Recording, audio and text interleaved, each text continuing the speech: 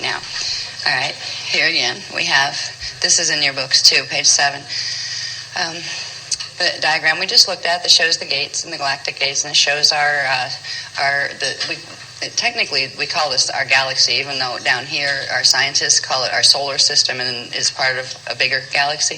It's still referred to as a galaxy because it has its own galactic Merkaba that emanates from the sun. So I refer to this as our galaxy with, all the way out to Pluto. This, again, is a representation of the gate systems on the Kathara with the names of the gates. And what this looks like, when you look up in the sky at night from wherever you're standing on planet Earth, you're not going to see a big Kathara grid emblazoned on the sky. What it looks like, depending on, these maps are taken from basic Stargate maps, one from the northern, one from the southern hemisphere, and of course they change depending on where you're standing and what time of year it is. What position the stars are in at that time changes. But these positions of these gates are always consistent. So wherever these constellations are is where the gate structure is. So this is how that and that plug into the Stargate map, the regular star maps that are used here on the planet. And over here is how these plug into Earth. Again, you don't see a big Kathara grid stretch across the planet. What you see are different locations spread all over the planet of the gate system. These other things here, where the X's are not gates, they're called Q sites. And Q sites we learned about early on, and the first thing we were told about them is they're activation sites for the gates. You have to actually activate the Q site in one location to get the gate to open in this other natural location. What the Q sites are the gate interfaces with the inner Eka gates. So these 12 stargates up here interface directly with Earth's Templar in these positions where the X's are. Now this was part of the Halls of Amente override system. The planetary grids were so damaged here after about 5.5 million years ago. There was something called the Electric Wars, and before that there was the damage that the grids had suffered in the fall when the solar system fell from Tara and density 2. So the Halls of Amente Stargate system was a doctoring job that was put into the natural Stargate system to allow the inner Eka gates to actually support and fill in the frequencies that were missing in our planetary shields until our planetary shields could be fixed. So what the Halls of Amente did was they spliced in frequency into specific locations on our planet, the 12 gate systems of the inner Eka. And from the inner Eka, the races and more god beings and the Iani are from the inner Eka systems, they were able to direct or to at least somewhat control our Templar, which meant that when it was time for a Stargate opening cycle to happen, if it wasn't for these gate interfaces, there was so much damage done to the natural gate structure in our shields that the place would have rolled and experienced pole shift every time a stellar activation cycle was due to come, and the gates wouldn't be able to open anyway. Because of the Halls of Amente interface system, these sites activate through the gates in the inner Eka.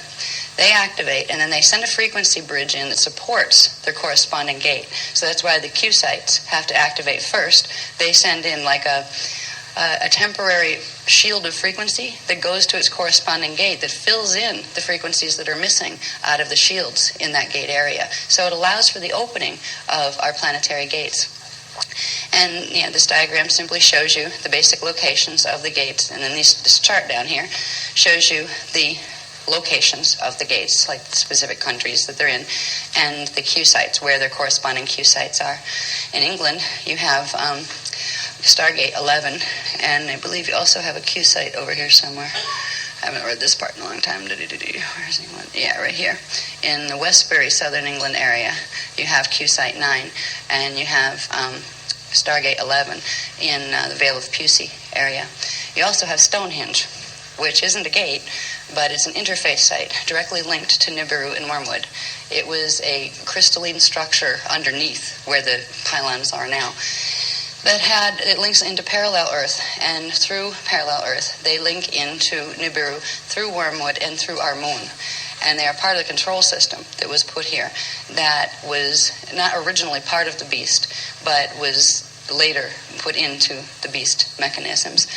The Stonehenge area is the location of what's called the Nibiruan Dyadic Crystal Grid, and that is the transmitting facility that has created the thing I referred to before, the net the Nibiruan electrostatic transduction field, that artificial light body or trion field that exists within our auric fields, but it also exists within the planetary auric fields. That's why we have it in ours. So the Stonehenge location has been very popular at different periods of time because of its interface connection to parallel Earth. And through that connection, if you could wire it in to whatever programs you wanted to. There's some interesting things happening at Stonehenge, part of which I have a feeling will be revealed toward probably Sunday sometime. After we got done with the work in France, and that was literally like Tuesday, we got back and tried to, put the new stuff we were given in France into this material so we could teach it here. We were driving back from the airport, and the strangest thing happened. I was asleep in the car, and as I was driving, and we had a CD on that had been playing, and all of a sudden, I was asleep. I fell asleep to the CD. All of a sudden, it got really loud. It was just like some part of the music just got really, really loud, and I kind of jumped awake right when we were coming on the road that you could see out to the right, Stonehenge. And I kind of went, is that Stonehenge? Because I'm half asleep. And I blinked my eyes trying to get awake, and then I saw this huge gold, what looked like, I think you call them tick marks here, and we call them check marks in the United States, were like this and like this. And that wasn't there before. We've done work on the Stonehenge site before, and I said, what is that? Now, I think that question is going to be answered by the end, because I don't know the answer to it yet, but Stonehenge is all a part of this. When there are things that are activating in the grids and in the gates, there are things going on at Stonehenge as well. So I don't know if it's a negative or a positive yet, whether it's something, from the Guardians team or something from the other team. But I know it's directly associated with something we'll talk more about on Sunday that has to do with what's called the gold wave monadic infusion, which began with the opening of Gate 12. Gate 12 has been triggered into early activation. That's what we went to France to assist in that process. And during that process, there was something called a natural gold wave monadic infusion of D7 and D8 frequency that started to run through the grids to accelerate the grids even more, and it's to help build the flame body activation. I think it has something to do with that, and it may have something to do with the Kathara, which has to do with a reversed beam coming in, and then two not reversed beams coming in and hitting it at a certain angle and splitting it into two and changing its angle. So I think it has something to do with that. So there's some mysteries we'll find out about hopefully toward the end of this workshop. But meanwhile, the gate sites themselves, there's in the Vale of Pusey, and I believe it's called Milk Hill. When we went there to do some of the activation work, I forget which trip it was. I've been back and forth from the United States to England a few times, and they're all blending into one. But we'd taken a group up to do gate work at the site. Was it July last year? Yeah, okay, last year. Okay, that's just, yeah, I get dyslexic with my years. But when we went there, it was really interesting because they hadn't told us that there was these crop circles all over the place, right in the gate site. We didn't know they were there. We got up, they said, look at those. There's one over there, and there's one back there. And one of them, they said, was ours. The Guardians had actually put in the grids to counteract one of the others. Because what people don't usually realize with crop circles, you know how we use symbol codes, Vecca codes? Because they directly communicate with the shields. They're mathematical programs that direct the flow of consciousness and energy frequency in the shields. Well, on a planetary level, those are like big Vecca codes, but they're not Vecca codes. These weren't started by the Guardian groups. These were started by various different competing groups of the Illuminati-connected intruder races who were trying to program the grids to their own mathematical coding. Now, I wanted to bring that up just a little bit because they can also be very dangerous if you don't realize what they are. They are transmitting and receiving stations, and you can go sit in the middle of a crop circle or even stand out around it and do a meditation, which some people have been taught is a good thing to do. It's a good thing to do if you want to activate your Metatronic implants. All right.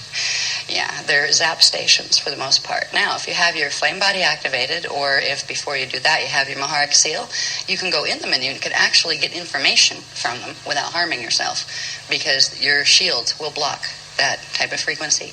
The crop circles are activating now, just like the grids are, which means they're starting to not just transmit subharmonics, but stronger and stronger frequencies, and this is going to continue to build. They are they're almost like an interdimensional frequency fence. Some of them are programmed to do that, where the communities that they're stationed by are actually, it's a form of mind control, where they can beam through mathematical programming certain emotional body responses, certain mental body responses, where they can literally, if you don't know how to hold your fields and you don't know what your shadow's up to or you even have one, where they can direct you through those, and they can really affect the consciousness of populations around them who don't know.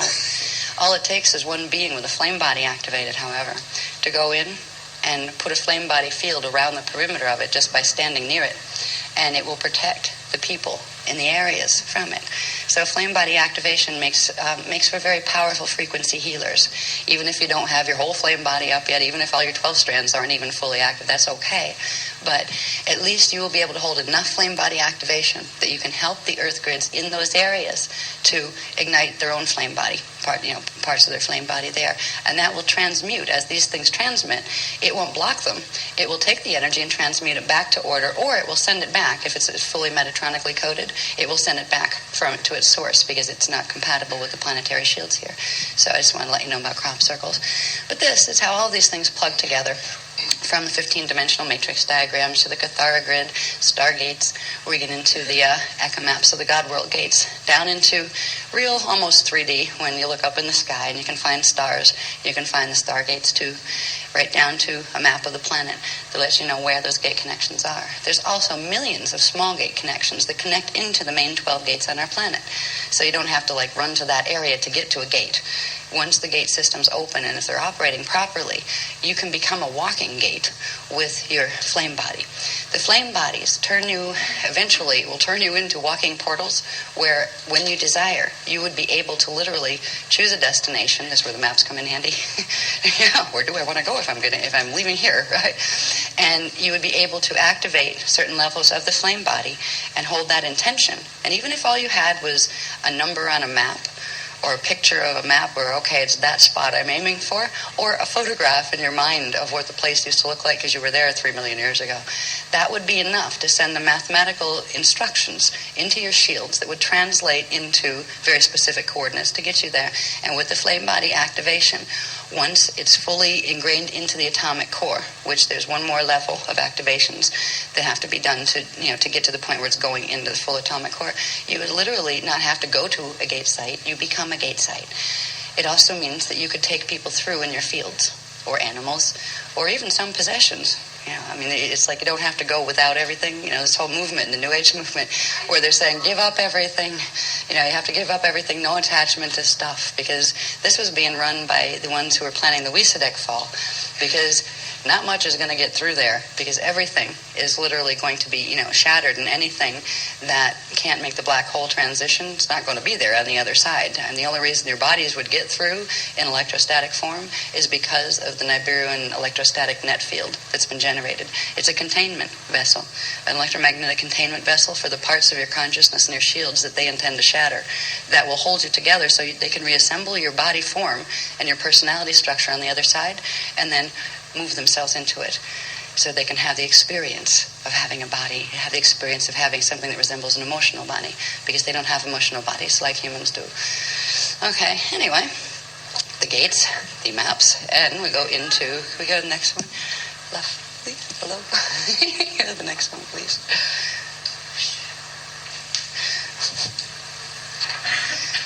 That's just a bigger version showing the gates, that little map there. This shows the names of them. This should have been in your Dance for Love pack, so this won't be in this pack, but the little tiny version is on that condensed chart. And we already went over there, though, so I can go these real quick. The Q sites, we have Montsegur, Stargate 12. Hawaii is its Q site. Kauai, Hawaii. England, Stargate 11. Vale of Pusey, Milk Southern Ireland is the Ireland's Eye Island, they call it. We've done work out there, too. Abaddon, Iran is Gate 10. Al-Bashra, Iraq is Q-Site 10. And there's also, in Baghdad, that other 666 seal implant area that I had mentioned earlier. We'll talk more about that on Sunday. Bamso, Tibet is Gate 9, and Westbury, South England is its Q-Site. And remember, the Q-Sites aren't just the activation sites for here. They're the direct gates to the inner Eka worlds, to what they call the inner Earth.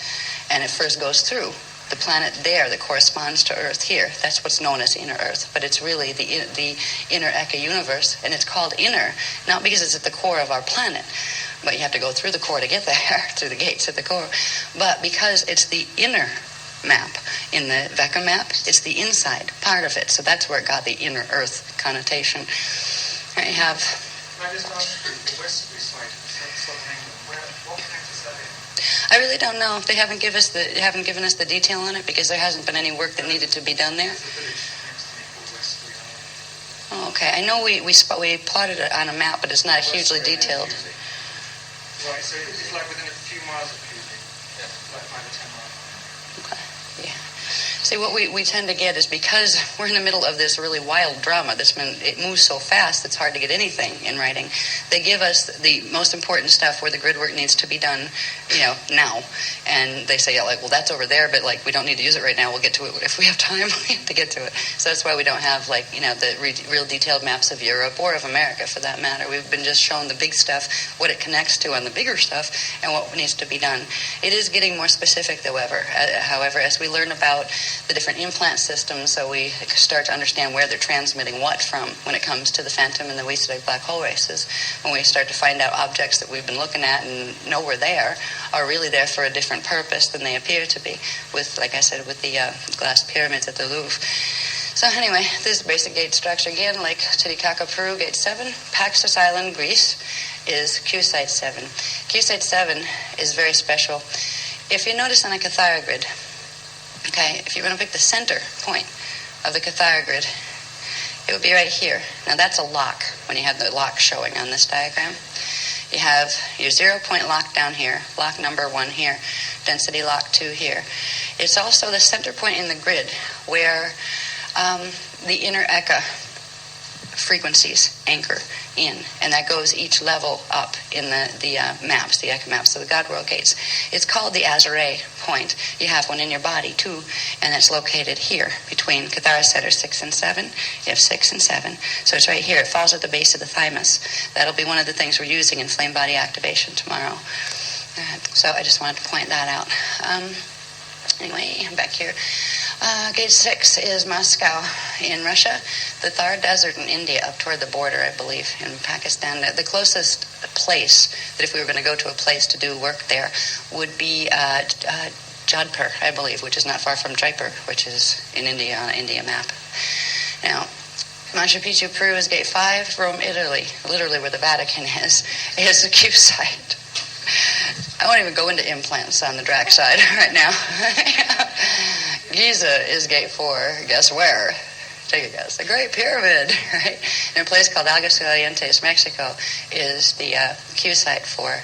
There's also been, they had started transmitting, I think it was a year and a half ago or so, through this Q site area. There's a gate link that connects through here and interfaces where it's not supposed to, goes into Phantom and into Weesadek. So there's a reverse coding coming out of there, and there are things called the crystal pylons that we talk about. We talk about crystal pylon temple networks that are massive selenite crystal rods that transmit these frequencies. Now, most of the time are under cloaking. Either they're so far underground that nobody here since Atlantis has rediscovered them, or they're under cloaking fields where you could literally walk by them and not see them unless the cloaking field drops. The cloaking fields have to drop for these to activate at a certain level. They can be on subharmonic activation and still be cloaked, but to get full blast activation, they come uncloaked. So there's these crystal areas that are being found on the planet, and in Chihuahua, Mexico, I believe it is, they found this massive, seems to be natural configuration of huge selenite crystals. In fact, I have on Mylar a lady that was part of our group, and she hadn't been really. She came to one workshop. She happened to get invited on by the scientists. One of the scientists who were part of the discovery in Mexico went to said, yeah, sure, I'll go. And she didn't know about the crystal pylon temples or anything yet. And she came back with these photographs. They were awesome, that show these massive crystals where a human being looks like a little tiny ant next to the size of these selenite crystal rods. There are also some strange things that I don't know if they really put it on the websites or not. There's a website somewhere that they had started on it. But with these crystal rods, some of them, for the size of them, were much too young to be that size, and they couldn't figure out how that happened, because as far as what science knows about the formation of crystals, they should be much older than they were for the size that they were. And this has to do with crystal splicing. It's called crystal seeding. Some of them are brought in from Nibiru, and they were spliced in to our grids. And there are ways, working with the shields, that you can get them to grow just like you can graft a plant one into another, like a piece of one plant into another. So there's actually physical evidence beginning to emerge with the crystal pylon temples. And it's near this area, which is the Aguascalientes. Aguascalientes is a little bit south, a bit more south from the area of Chihuahua, Mexico. Stargate 3 is in Bermuda. We have to do grid work there. And Johannesburg, South Africa is its Q site. Sarasota, Florida, we lived there, is Stargate 2. And Easter Island in the South Pacific area is like a bit off Peru, or the coast of Peru, is its Q site. Sarasota, Florida is also what's called the Grual Point. That was the word that the whole concept of the Holy Grail quest came from, the Grual. The Grual is the central control point, the gate that controls the other two gates in that shield. If you remember, Earth it has its shield. It has 12 gate interface points, but its primary gates are the Dimension 1, Dimension 2, and Dimension 3 gates. Dimension 2 would be the control site for this shield, the Grual point. And it's whatever's coded into there will code the other ones, the ones alongside of it, into its pattern. So the Grual points have been a very hot item in the quest for Templar control on each level of the planetary body. And Gate 2 in Sarasota, Florida, we were sent there before the war edict was given by the United Intruder Resistance people in 2000, in September of 2000. And it wasn't too bad then. It was like the United Nations, intergalactically speaking, because there were humans with all sorts of attachments. Some of them were draconian, some of them were reptilian, some of them were Anunnaki, some of them were, Greyline, some of them were indigo, that kind of stuff. At this point, it is controlled by the Weesadex. They have control of the Grual point on Earth, and I believe also on Terra and Gaia, which means it has to be overridden from the Aramatena Density 4 level, and it will be. That's part of what we're going to talk about on Sunday. It's called the ARC Project. It's part of the planetary flame body activation, and it's also part of the universal flame body activation. It's kind of like the universe is going to activate its flame body, which is a fully activated shield in the divine blueprint, and the parts of our planet, or whatever planets within that universe, activate their flame bodies, will be able to go with the rest of the universe into the time pulsation rhythm that it's going into. But those things that can't hold the activation of their flame bodies will go into the time pulsation rhythm that they fit in with. And because the time pulsation rhythms are actually being split into two now, one going back to the original set of what's called the cosmic clock, and the other going into the unnatural set of the Weesadek clock. It's like we're right at the cusp of that split happening. So right now, anyway, the Grual Point, Gate 2 in Sarasota, Florida, is under control of the Weesadek. Primarily, there's like tons of Weesadrax there, which are the competing draconian version of the Weesadeks. And the Weesadeks are primarily Anunnaki, but some of them have reptilian coding input into it. It's all about family lines and who did what to whose genes. But the Weesadek races, all of them have one thing in common. They come from the Metatronic system, the Weesadek matrix black hole system, that a long time ago coded itself to a base 8 reverse pattern instead of the natural base 12 forward pattern. That is a mutation that can't be undone. So when they are different than the Anunnaki from the Phantom Matrix, which were the ones that still had hope of clearing their templates to regenerate. Unfortunately, they've made very bad decisions in this particular stellar activation cycle, because most of the Anunnaki and the Draconian races from the Phantom Matrix have agreed to assist the Weesadek races. So they have allowed themselves to go through what's called the Fire Sword Initiation, which means, we'll talk about that a little bit later when we get into the beast, but it has to do with the flaming blue sword of Archangel Michael and a few other nasty little things that does with Metatronic implants. Anyway, last one, Stargate 1, Haley South Pole, and Cypress Island in the Mediterranean is the Q site that goes with it. So they're the locations. Now, there's 3 different locations with these, Gate 1, 2, and 3. Down here, you have vortices that go with them, and the first 3 that correspond with, how we have 3 stargates primarily here, then the access points for the rest are in our shields. But these would actually be the Gaian gates, these would be the Terran gates, and these would be the Lyran gates. Only the ones in our density that correspond directly to our density, these would be the density 1 gates, have a separate location of the primary vortice or primary chakra energy inflow-outflow system that would go with the gate. So Bermuda Gate 3 has vortice 3, and it's in Nepal in the Himalayan mountains. The Sarasota Gate, the Grual Gate, look at this. This is why it's always a hotbed of activity.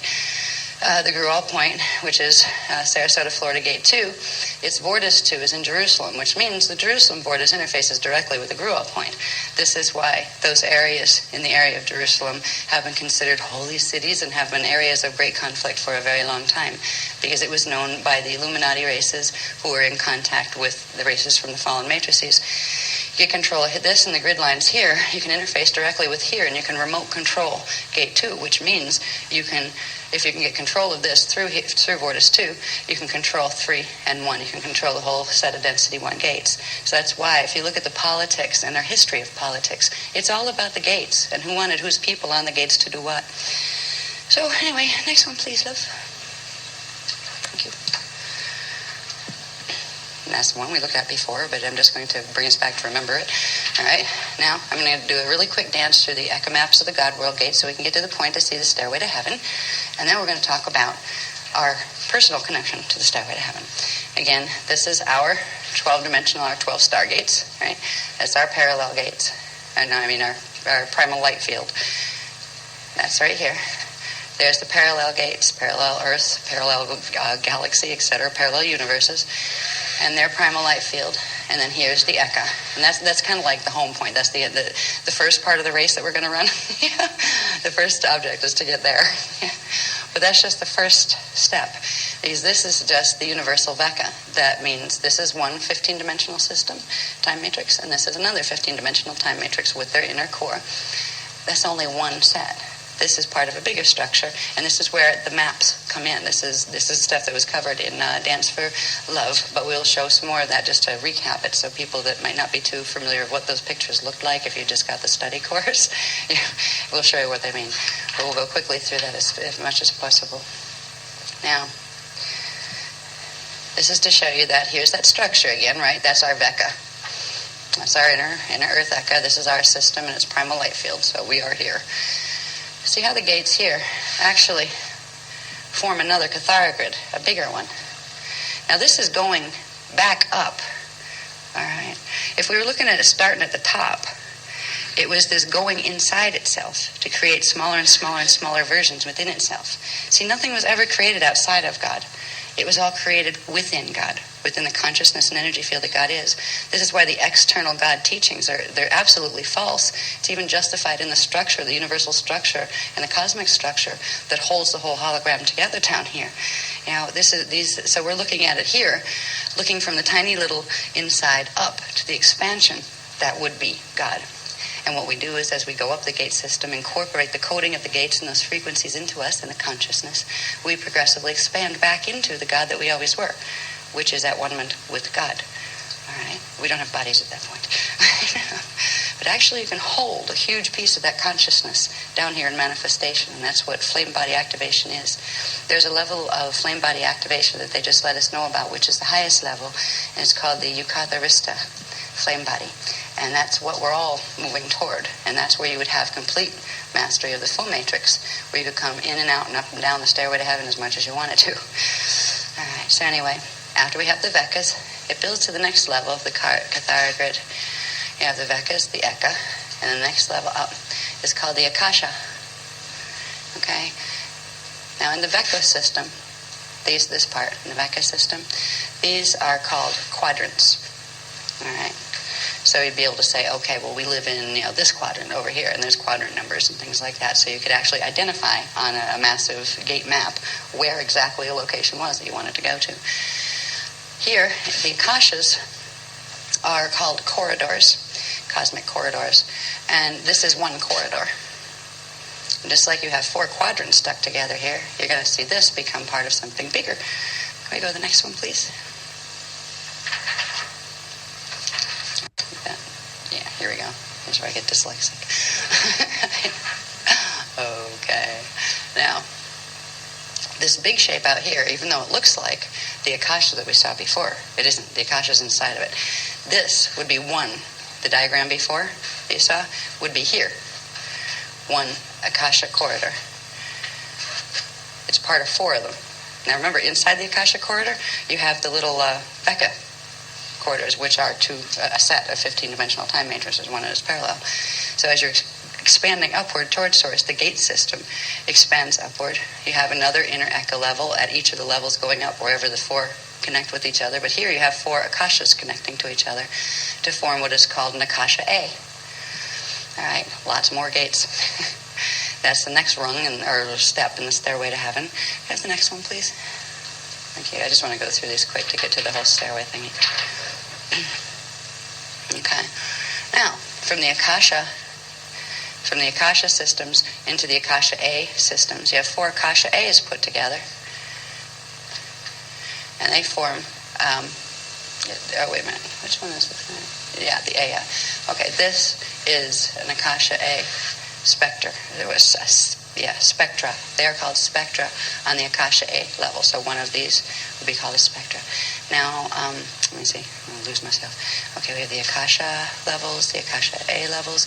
This comes into what's called the Akasha Aya. Aya, the A-A-H. That's the next level.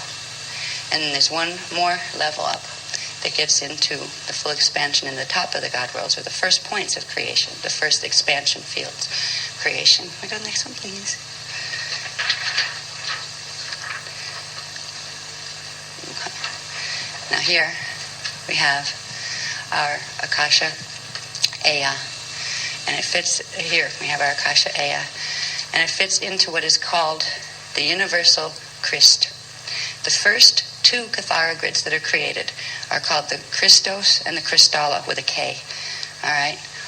The Kristalla is the little one here that forms the yoke, and the bigger one out here is called the Christo, or the Christos. Put them together, they're called the cosmic Christ, K-R-I-S-T. That's where the word Christ and Christian and all those words originally came from. When you take this down to the smaller levels, and you're just talking about these structures on the Vecca levels, that's where you have the CH words come in, with Kristalla spelled with a CH, and Christos spelled with a CH, and Christ spelled with a CH.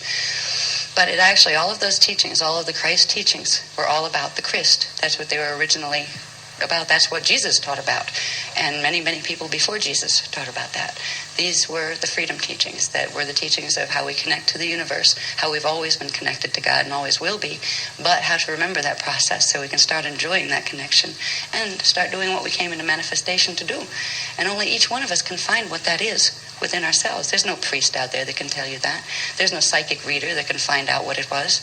Only you can find out what the truth of your own inner Christos with a C, your Christ with a C, and your Christ with a K had in mind when you chose to come into manifestation. So this would represent the top of the stairway to heaven. And if we spiral a little bit more back, we go through the Christ, the Kristalla, then you have the Ire field, the Mane field, and the Manau field, the original divine trinity, the first 3 constant expressions of Source, where Source divided pieces of its consciousness up to form fields of consciousness and energy within which this whole manifestation structure could take place. They are not the end of Source, but they are a point of attention that you can kind of look at them as points of focus within the mind of God, where God decided here in this space, I will create this.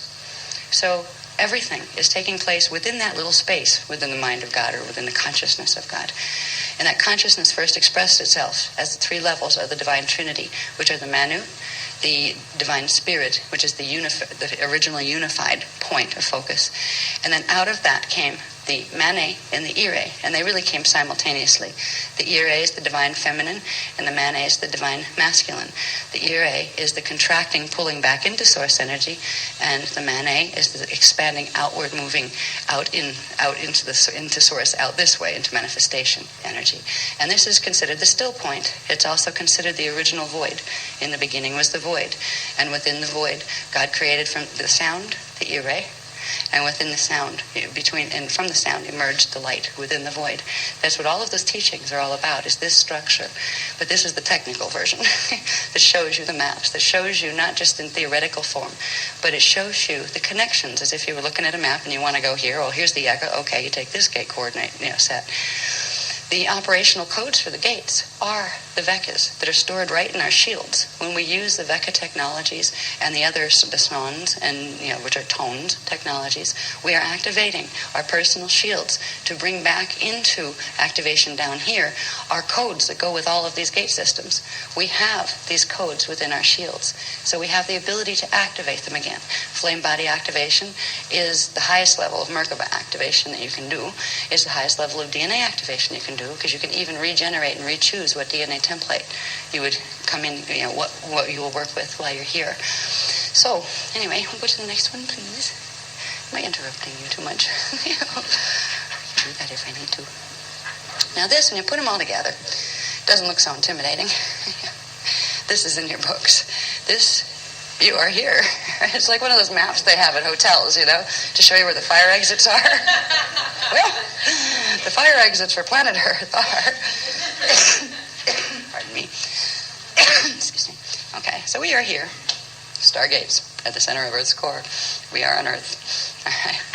Now, to get back home, right, we go from one here on Earth up the stairway to heaven. First, we have to go through up here, which is showing you this. Okay, this is in our universal radio body, the 4 density levels, the gates that go with the 4 density levels. We actually have an easy in here. If we can hold enough frequency to embody the frequency of 1213, we don't have to go all the way through 13 gate. We can actually do like 11 and a half frequency, 11.5, and you can make the 311 connection to the Eka, because remember, this is here, right? Gate 11 is here, and that's the same place that gate 3 is in the inner Eka. So the first step in the stairway to heaven is evolving all the way through Earth, Terra, Gaia, and Aramatena to the point where you can go through the 311, minimum 311 connection to get into the inner Eka. Then there's 4 densities in there as well, 4 densities in the light body area. So that would be step 2 in the stairway to heaven. Step 3 is going from the inner Eka, expanding out through the systems of the Akasha. Okay, after you evolve through Akasha worlds and go back through its center, you could next emerge within the Akasha A. And that would be this set of maps, where you would be in one of these worlds in this set of maps. Then you go back to the center and evolve back out and into the Akasha Aya. And once you're in the Akasha Aya, these are fields of consciousness. They don't hold dimensional structure in the same way that we do, but it is dimensionalized structure. It has there are many more subharmonics per dimension. Like the dimensions down here are much smaller than what's called one dimension up there, where they have more sub-frequency bands in each dimension than we do down here. Here we have 12, and they kind of go up in increments, 24, 36, 48. So when you get up into here, you have actually 48 sub-frequency bands per what is called one dimension, where here you have 12. And it's progressively an expansion of your shields, a reactivation of those frequencies within your body, within your being, and within your subtle body structure that gets you through this passageway. Once you're here in the Akasha Aya, it puts you in. You're actually, this is like actually in here, right? What these are called the 12 Ruche pillars. They're the original eternal pillars of consciousness and energy that work with this center point. You can almost look at the center point as the 13th pillar, but it's not really a pillar. It's called the flame of Amareya, the eternal flame of love. It is the original spark that when God created first itself as the Manu, the Mane, and the Ire, then it made a little Manu opening. It was a window that would allow its fullness to come through and create an eternal circulation system that energy could be fed down and back in again. This is why it's an eternal life system. The energy doesn't just come in and expend itself. It can come in and then go back out again. It can replenish. All right. The fallen systems are completely cut off from this structure. They're cut off down in their own little Becca, where they can't connect to any of the primal life force currents or the eternal flame. Now, on the cosmic level, this 13th point, the 13th pillar, runs the Amareya flame. And if you'll notice, the Amareya flame, or the flame of divine love, it is actually composed of the Ire, the Mane, and the Manau, but primarily the Manau frequencies from the first still point of creation, the first field of expression that God created within itself. And it feeds energy in and out from source through there. It's like a little doorway. So this is where, if you notice too, it's between the 6 and 7 positions. So in every one of these little Kathara grids, that flame, it steps itself down as the primary eternal flame, or the feeding flame for the consciousness and the energy in the life field. It is the flame that will bring energy in, but also the flame that can take energy back out. So it's through that thing, the center point, the Amareya flame, that the rest of the Kathara grids and worlds built on them can be fed. The inner ecosystems that run all the way up, the ones that form at the crossbars here, these are the main guardian systems. They are the keepers of the flame that live in there. The Iani races, the Indigo races are one of those races. There are the Palladians. There are many other races of beings on each level of the stairway to heaven that have as their reason for being in manifestation, and because they want it to manifest that way, as beings that would continually guard. There are temples that in the manifest worlds, the worlds where there's actually like physical stuff that you can walk around on and you have physical bodies, there are physical temples with these massive crystal pylons that help to run the frequencies of this structure. The guardian races that we communicate with are coming, the first set of them come from D15 and go up into the Eka. Then there's a whole chain of communication that goes all the way up. These are the ones that have long ago dedicated themselves to the service of the whole, of Source, and the law of one, which is no matter how far away from the original intention of manifestation one might become, there is no place to be but at one with Source. It's just whether you remember and act as if you do remember or not. So they are the keepers of the law of one as well. Please don't shout out. Ma'a, he's from, I believe he's from up here. We talked to the one Iyani called Ma'a. He communicates through the chain down here, but he's coming from up here. He's part of the Akasha Ea world, I believe. Yeah. And there's also levels. We have levels of ourselves in these areas. This is our cosmic family tree, where we not only have our universal family, that would be the connections of consciousness collectives in our 15-dimensional time matrix that we originally came out of, because you have to have a consciousness collective there. You left part of yourself there to get smaller, to come into the lower fields. So at each station, you left a part of yourself that to you as an individual here would seem like a collective of beings. But that collective progressively knows itself as one being. This goes all the way up. So these are the true ascended masters' levels of consciousness. They're the worlds of the Yanis. The word Yanis is the real word for ascended master, and it means of the Unisai. The Unisai is what this is called. This whole thing is the original point of all union, the Unisai. So in this system, all the other belief systems that have been fangled here and there and made up and half contrived, originally were based on an understanding, a conscious knowledge of this sacred knowledge. So this knowledge belongs to everybody, no matter what religion they thought they started out as here. It belongs to Muslims, Christians, Jews. It belongs to Martians. It belongs to Jupiterians. I mean, it doesn't matter where you come from. This knowledge belongs to all of us. And that is it, in a nutshell, really. The stairway to heaven, the gate systems, stargates, that is what ascension is. That is what the whole purpose of spiritual teachings has always been about. Now, even when we lost the teachings of what it was about, the whole quest was to get out, and the whole big thing for particularly the Christian movement was to get to heaven. All right. Now, the Muslim movement had this too, to get to heaven. They might put them in different places, but it was still the same intention. Except they forgot how to get to heaven. They forgot where heaven was, and they forgot it was part of something even bigger called the God worlds. All right. So all of these teachings are about how to get to heaven and beyond. But actually, heaven is what they call the Veka systems, the universal Veka systems. That's just the higher levels of the 15-dimensional time matrices. Like, aim higher. Why go to heaven when you can go to the Eka God worlds? So what we are being trained, and I always want to add for some reason to that. I mean, I know lots of reasons that we'll talk about on Sunday, but it's still like there's still something else that I don't know yet, that they either can't release the information yet because it would cause problems if it was down here and the others got a hold of it, or they don't feel we're ready for it yet. I don't know. But I always wonder why they're teaching us not just how to get to here, or even hang out in the primal light fields. Why are they teaching us to go all the way in where we could actually get bodies in? And that's why I know it's serious, whatever's happening on the planet now. They wouldn't be teaching us that first. They would be teaching us first how to get fully soul integrated so we could go to Density 2 and visit Tara. But they're not even teaching us that right now. They're teaching us, yeah, that's down there, but you need to aim here. And that means there is a significance and an importance behind what they're teaching, that they would release this level of information this fast. When we didn't even learn how to get to Tara yet.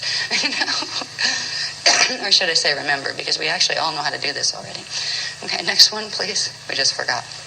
Thanks to our DNA and our shield mutation. Okay. Let's see, what do I have here? Okay, I'm not going to go into these here. Well, yeah, I might flip through those. Okay, now this one is in your book. I think it's page 9. This shows, again, our universal Veka. Okay, now this is about the phantom, the fallen matrices, the phantom and the imploding black hole systems. Most specifically, the ones we have to be concerned about are what is called phantom matrix, that is a piece of our time matrix that fell, and the Wysadek black hole system, which is the imploding one that can't be fixed, and that was not even part of our original universal structure. Now, here again shows our Vecca. What this shows is the axis. Now, if you looked at these X's, just look at one arm of the X. And imagine that that is the central vertical line in another Kathara grid. Okay? So this is actually another Kathara grid with its central vertical axis interfacing with ours at this angle. And then here's another one. This is the angle of the phantom matrix Kathara grid as it interfaces with our system. Our axis is this, our main axis, the straight one down the middle. Over here is the Wysadek axis, how that interfaces with ours. They interface with our system through Lock 2, through our Azure point, which is the point where the Amareya flame would naturally ignite here. This is why the activation of the flame body, the universal flame body, can clear the problem that we're having with these matrices. When we look at that in this view, remember we have our Stargate system going down that way. That's this, right? Now, this one here, phantom, is the gate system coming down through our gate system this way. And the Wysadek one interfaces this way. See this jumble of mess up here?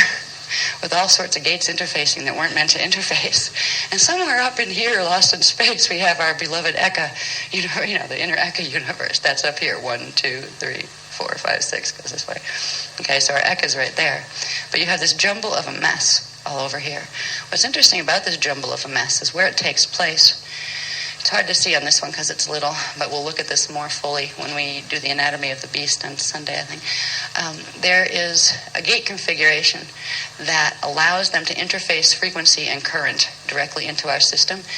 Our Stargate 6, Phantom Stargate 6, and it's hard to point them out here, and Wysadek Stargate 6. That is the meaning of the 666, the sign of the beast, the sign of the devil, all that negative stuff that came up in our history. It's about this gate configuration, and as we learn more about the phantom matrix, which I'm not going to focus heavily on today because I want to get you to the solution before we get to the depth of the problem. That way you already know it's fixed, so you don't worry about it and don't get scared. So the 666 gate configuration takes place up here. 6, and I believe there's a 6 down there. And it's just literally when you run those Kathara grids together at those angles, that's where those gates cross into each other. And they all cross into our system through that lock, the lock that's up here. And that lock allows for an interface between systems that would be normally separated. They'd have their own radio bodies where they wouldn't be able to interface directly with ours. It's because of the artificial structures of implants that they've put in on, literally not just on Earth, but through all different stars and planets within our universe, that they're able to interface directly through the 666 gate connection. Now, in this map over here, again, this other X is just showing you where the same axes of the same phantom and Wysadek interact with parallel. So this would be our parallel Earth, and this is the parallel Wysadek axis, and this is the parallel phantom axis. What they're trying to do is to bring these two together, these two axes together, and pull frequency-wise, and also as far as electromagnetic force goes, pull our system out of alignment at 11.5, which would break its connection to the Eka, spin it around, and take it in to their black hole system. That's their objective. They're feeding off this system. They have about 2 billion years left of life force in their system. If they don't pull something big in pretty soon, 2 billion years doesn't seem like a real long time when you try to pretend you're an eternal life being. And that's what they tried to do. They tried to recreate the creation because they had already made it so they couldn't participate in the creation in the original way it was intended, because they went against the original intention of God, which was to have a love-based free will matrix. The love-based free will matrix is the preference of God. But in creating free will, God knew that at the same time, even though evil or opposite expression was not the desired creation, that in order to create free will, where parts of God could go out and become independent and experience themselves as being, but have the same creative freedom, it implied the potential of opposite expression. God did not necessarily want that potential expressed, but knew that in creating the positive, the negative, potentially negative, would also be created. But it was better than not creating at all. So it was allowed, but not preferred. That answers the question of, did God create evil on purpose? Therefore, you get to a certain level where good versus evil, there's nothing between it. There's a false rendition of unity consciousness that's passed off in the Anunnaki teachings, where they try to make it look like God is neutral. And once you become a Christed being, there is no polarity at all. So good and evil are just as good as each other, and there's no difference. Which means you might as well go and be like a mass murderer, or go like steal your money instead of work for it, because God doesn't really care. That's what they're saying. God does care. God did have a preference and still does have a preference.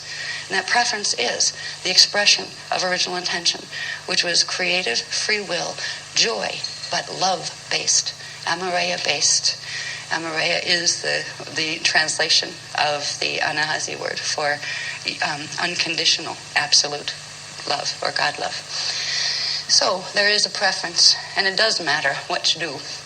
Unless, of course, you want to end up in a black hole system where they'll teach you that everything is neutral.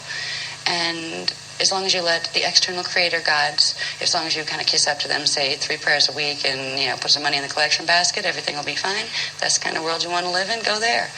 That's the kind of world we're living in here because they came here. But the whole concept of the teachings of opposite expression as being a natural condition. The only, because there are teachings that say it's a natural condition of reality. It's all about probabilities. Yes, God created knowing that evil would be potentially created. So it was a conscious choice. Remember I said before, it was a conscious choice, but it wasn't, God didn't create it on purpose. I didn't say, okay, well, I'm going to create good over here and I'm going to create evil over here and put a part of myself in here just to see what it feels like. That wasn't the intention, but that's what the Anunnaki will teach you. The intention was joy. And when we return progressively more and more into ourselves and find our direct connection to Source and our direct expression as Source, whatever the hologram is that we're in, we start to find a joy in it. Right now, it's a very tough time to get in touch with that because our emotional bodies are tied in knots with the shadow. We don't even know why we feel the way we do half the time. We have a lot to heal in ourselves before that joy comes. But there is a point that you can even look at adversity in the face and not perceive it as adversity. You still know whether or not it's compatible with divine design and whether it's not. So therefore you do have a preference of action. If you're supporting divine design and eternal life, then it's easy to tell right versus wrong. But I'm getting interrupted here. Excuse me. This happens sometimes. Coming in. Okay. Right? He's saying let's not go into that because that's going to lead into something else and it's going to take us off what we need to get done here in order for for tonight. Okay. Sometimes I'll do that because I like to go on tangents, but there's like a big ball of information hanging in my auric field ready to roll in, right? And it's like, oh yeah, what was the program we were doing? Okay, come back here, and then there's not enough time to fit the 2 big balls of energy, and then I was just being reminded not to go over there because there's a whole discussion that has to do about the intentions of God and the will of God and all of that. The whole real spiritual lecture, but we'll save that one for another workshop. All right. So right now, structure is important. I want to see what I had next. Okay, I'm just going to flip through these really quick. Okay, wait a minute. Oh yeah, we're going to life fields now. Yeah, that's good. Okay, I see where I am. Peace. Finding myself. Okay. Life fields of creation. Now that we know the structure of these other worlds that exist that we're a part of and we can expand into, it helps to know that they're also alive and teeming with life and consciousness in many, many, many different forms. We're one form. The things we see on Earth are one form.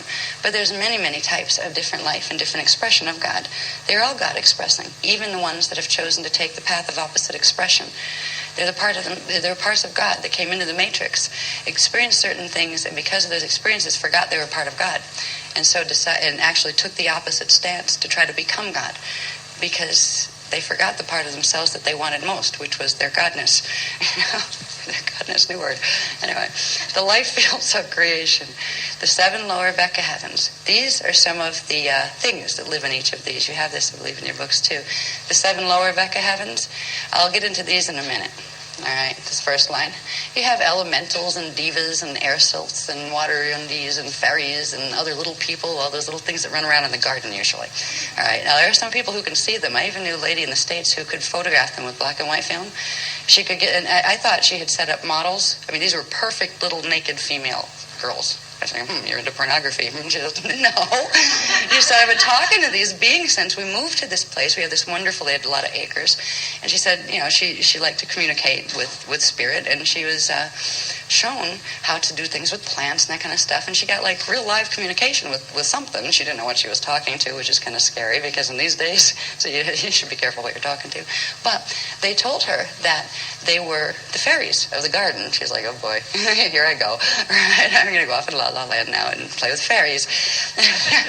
So she needed some convincing that they were really life forms, that, the myths of the fairies and all of those things were about. And they told her, and they drove her downstairs. All right, if you get up at 6 a.m. when the dawn is just coming up and come out, we'll come out. And you can take pictures of us. And she was a photographer, so she said, oh, all right, it's a deal. And then they said, and use black and white film. Because something about their field resonance would mess up the color film. They actually told her how to do it. And she did. And she had the first 3 weeks, I got nothing. And I started to think, I was like, maybe I won't be a New Ager after all. Maybe I'll just go back to being normal.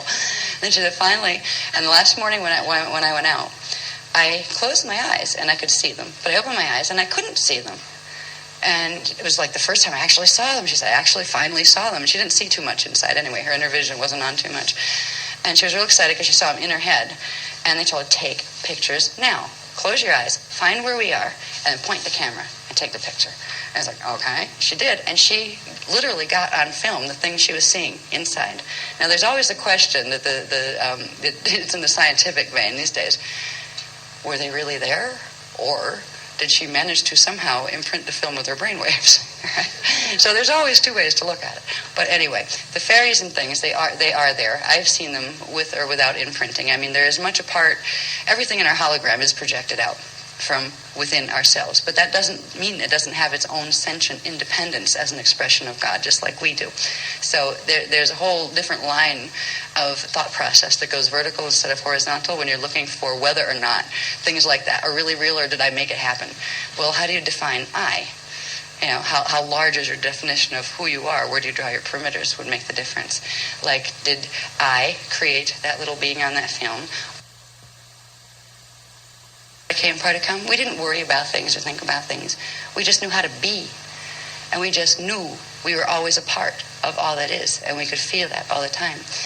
There's an experience of going from that point of innocence, but not understanding anything else, not knowing separation at all from source, and moving through separation back into expansion, where you can hold the understanding of separation and wholeness all at the same time. That's when the game gets fun, and that's when you start to know mastery within yourself. And that's what we get as we progressively activate our DNA, our Merkabas, our flame bodies. All right. Now down here in the lower Vekas, and that's like worlds like we live in, we have subselves. We have figments and shadows, which we'll learn about tomorrow. Figments are interesting too. These are actual structures. They're actual things, just like little fairies are actual things, and elementals are actual things. And we're full of them. We're full of figments right now because of our shadow. And one of the techniques that we need to do before we can even do shadow